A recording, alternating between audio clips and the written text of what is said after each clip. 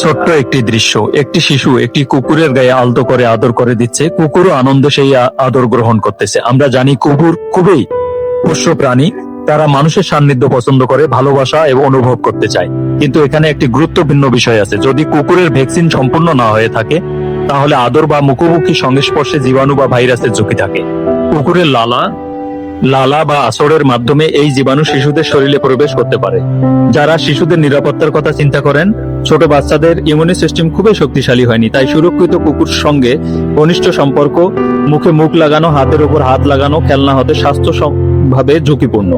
কিন্তু আমরা এটাও জানি কুকুর প্রিয়, বন্ধুত্ব, খেলাধুলার জন্য আদর্শ। সুতরাং বাচ্চাদের কুকুরের আদর করতে পারে, তবে নিয়ম মেনে। কুকুরটি ভ্যাকসিন সম্পূর্ণ হয়েছে কিনা যাচাই করুন।